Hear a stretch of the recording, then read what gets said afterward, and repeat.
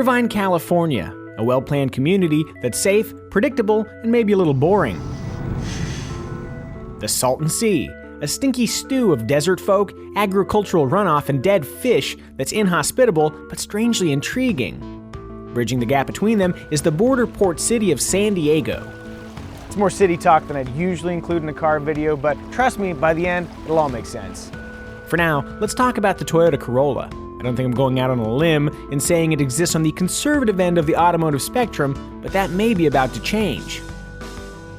This is the 2014 Toyota Corolla, right next to that pigeon over there. It's actually a pre-production prototype, the car, not the pigeon. How can you tell it's a pre-production prototype? You could believe me, or you could look at some of the details.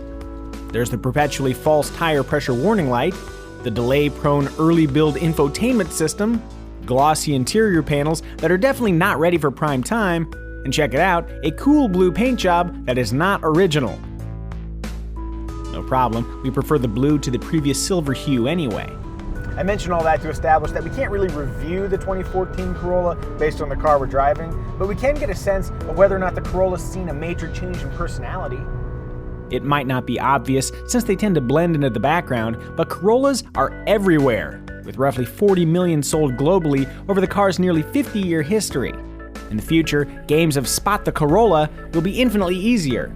The new Corolla is shorter, wider, and longer, with a longer wheelbase, a shorter rear overhang, and a longer front overhang, all helpful dimensional changes that enhance the more expressive design.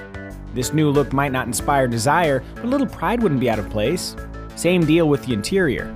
Ignoring all the early build plastics, there's a lot to like in here. The seats, really comfortable, surprisingly supportive, and they give me the lumbar support I so desperately need. Also, I really like the dash design, looks modern, and there's a lot more space available. For example, look at how much legroom I have in the back seat.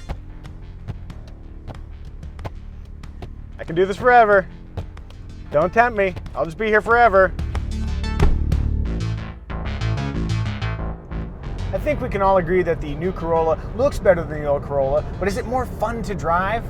Yeah, it's more fun to drive, but it's not like they took a carnival in the springtime and crammed it into automotive form and bliss is flying out all over the road behind it because it's just too fun to contain. It's not that kind of fun. Think of driving the 11th Gen Corolla as a responsible kind of fun, like Jenga on family night. Among the more interesting changes is the addition of a CVT, or continuously variable transmission, to the mix. It's available on most of the trims, and it does something really weird. CVTs are supposed to go to the power peak and stay there as you accelerate, and then the car gets faster, but the engine revs stay the same. They've tuned this one to operate a little bit differently, so it has these pre-selected gear ratios. Not even gear ratios, just ratios. So it goes... It almost sounds like a regular automatic transmission, thus begging the question, why go with the CVT? Apparently the engineers think they can get the fuel economy they need, while simultaneously not annoying people with that Frankenstein-like treatment. If they think it works, fantastic. Keeping in mind that things could change by the time cars reach dealerships, the Corolla I'm driving wants to move around a little bit on the freeway, even though I'm not moving the steering wheel. When I do move the steering wheel, it feels like the steering wheel's moving through delicious maple syrup.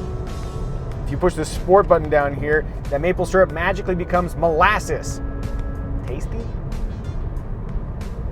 But like most of the 40 million people who have bought Corollas before you, if you're interested in a Corolla, odds are blissful steering feel isn't a top priority. It probably is a priority, would be things like ride quality, interior noise, and fuel economy.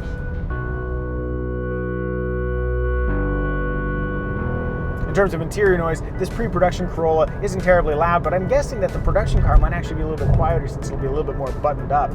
As far as ride comfort, it rides nice, thanks in large part to an extended wheelbase. That'll definitely be on the production car. If it's not, something's gone terribly wrong. Either way, I can definitely see commuting in the 2014 Corolla without complaint. As for fuel economy, they haven't really nailed down the EPA numbers just yet, but there's talk of 40 plus mpg in the LE Eco trim, or Eco trim, depending on what part of the country you live in. Fun fact, while the standard engine is a 132 horsepower 1.8-liter four-cylinder, the 1.8-liter in the LE Eco trim whips up 140 horsepower. That's right, the most efficient Corolla is also the most powerful. Direct your praise to the Eco's continuously variable intake valve timing technology, cleverly dubbed Valvematic. Valvematic, everybody. There's plenty we still don't know about the 2014 Corolla, like price, feature availability, and exactly what the final production car will drive and feel like, but some details we know for sure. The CVT will get lots of attention, but a 6-speed manual transmission will be available on the sportiest S trim and the lowest L trim. Sadly, that base L trim is going to miss the CVT revolution, instead trudging along with a quaint, optional 4-speed automatic. Along with a more aggressive exterior treatment, the Corolla S trim will come with rear disc brakes, while all other versions will have to make do with rear drum brakes, like that old Volkswagen you used to drive in high school. Happily, those drum brakes will have less than 2,900 pounds of Corolla to deal with due to the liberal use of high-strength steel in the car's new, more rigid chassis. In more good news, the standard equipment list includes power locks, windows and mirrors, 8 airbags, Bluetooth audio streaming/phone connectivity, and LED low beams, a weirdly high-end touch for a car forged in practicality. And if you're feeling decadent, heated front seats, push-button engine start, automatic climate control, and a touchscreen infotainment system with smartphone app integration will all be represented on the option sheet. Having completed an extended jaunt in a prototype 2014 Corolla, where do we think it fits best? Button-down Irvine, the lawless Salton Sea, or in San Diego, the perfect metaphorical midway point between repression and wild liberation? Actually, none of the above. The essence of the 11th generation Corolla seems more akin to somewhere between Irvine and San Diego. Let's say the vibe of San Clemente. Warm, inviting, not wildly edgy, but interesting enough for most tastes, and just a quick train ride from the sweet predictability of Irvine. Yeah, this isn't so bad. You see, there's a town and a car for nearly everyone. The wild ones among us still won't find a kindred spirit in the Corolla, but that's fine. The wild ones don't buy 40 million of anything. You know who buys 40 million cars? The masses. And I'm guessing the masses are going to feel right at home in the 2014 Toyota Corolla.